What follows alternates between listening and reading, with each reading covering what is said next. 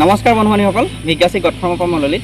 বন্ধুসকল, আমাৰ যি ছাগলী পোৱালিবিলাক জন্ম হয় সেই ছাগলী পোৱালিবিলাকৰ স্বাস্থ্যটো মানে ভাল নোহোৱা। আমি যিমান পাৰোঁ খুৱাইছোঁ, সকলো ভিটামিন আমি দিছোঁ, পেলুৰ ঔষধো খুৱাইছোঁ, কিন্তু তথাপিতো আমাৰ পোৱালিবিলাক কেতিয়াবা কি হয়, স্বাস্থ্য ভাল নহয় বা আপোনাৰ ওখটো হয়। যিবিলাক ক্ৰছ পোৱালি জন্ম হয়, ধৰক পোৱালিবিলাকৰ চাইজবিলাক ওখটো ধুনীয়াকৈ হয়, কিন্তু কি হয় মানে গাৰ গঠনটো ভালকৈ নাহে, মানে শকত আপত নহয়। এইবিলাকত খোৱা বোৱাটো আমি যত্ন কৰিবই লাগিব আৰু পেলুৰ ঔষধ খুৱাব লাগিব। আমি বিভিন্ন ধৰণৰ ভিটামিন জাতীয় খাদ্য আমি দিব লাগিব।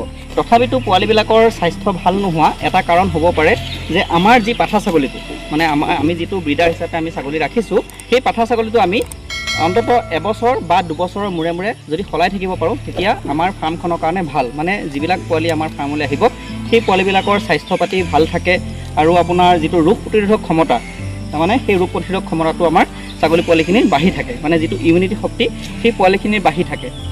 ধৰি লওক উদাহৰণস্বৰূপে আমি প্ৰথম পাঠাটো আমি ব্ৰিডাৰ হিচাপে আমি ৰাখিলোঁ, তাৰপিছত আমাৰ যিখিনি ছাগলীৰ লগত ক্ৰছ কৰাই যিখিনি আমি জেনেৰেশ্যন উলিয়ালোঁ, যিখিনি পোৱালি আমি উলিয়ালোঁ, সেই তেনেকৈ আমি কি কৰিব লাগে, এটা বা দুটা জেনেৰেশ্যন আমি ল'ব লাগে। মানে আমি এটা জেনেৰেশ্যন বা দুটা জেনেৰেশ্যনৰ পোৱালিখিনি ল'ব লাগে।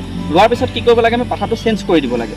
আপুনি পাঠাটো হয়তো বিক্ৰী কৰি দিব পাৰে, বা যদি আপোনাৰ ওচৰে পাজৰে তেনেকুৱা আপোনাৰ বন্ধুবৰ্গৰ লগত তেনেকুৱা ধৰক ফাৰ্ম আছে, দুইজনৰ মাজত যদি মিলা মিছা আছে, বা আপুনি যদি সেই ফাৰ্মখনত দিব পৰা ছিষ্টেম আছে, ফাৰ্মখনৰ ছিষ্টেমবিলাক যদি আপুনি ভাল পায়, তেতিয়াহ'লে আপোনালোকে পাঠাটো সলায়ো ল'ব পাৰে।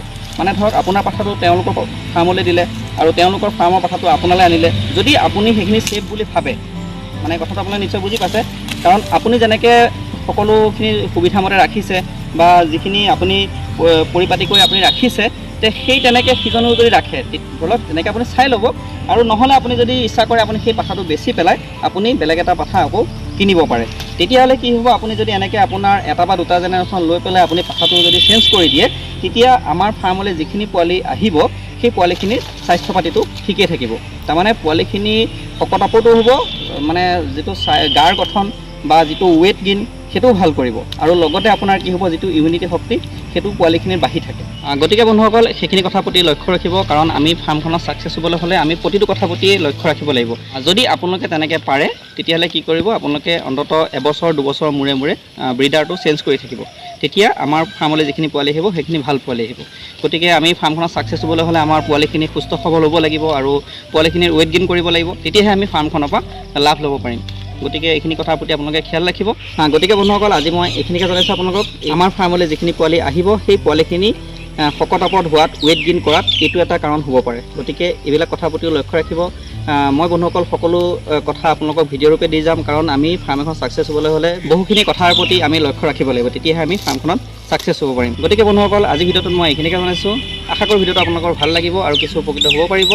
যদি ভিডিঅ'টো আপোনালোকৰ ভাল লাগিছে, ভিডিঅ'টো এটা লাইক কৰিব, আৰু যিসকলে চেনেলটো নতুনকৈ চাই আছে সেইসকলে চেনেলটো ছাবস্ক্ৰাইব কৰি লগত থকা বেল আইকনটো দবাই থ'ব, আৰু যদি কিবা সুধিব লগা থাকে কমেণ্ট ছেকশ্যনত গৈ কমেণ্ট কৰিব। তেন্তে আজিলৈ মানে বন্ধুসকল, জয় অসম।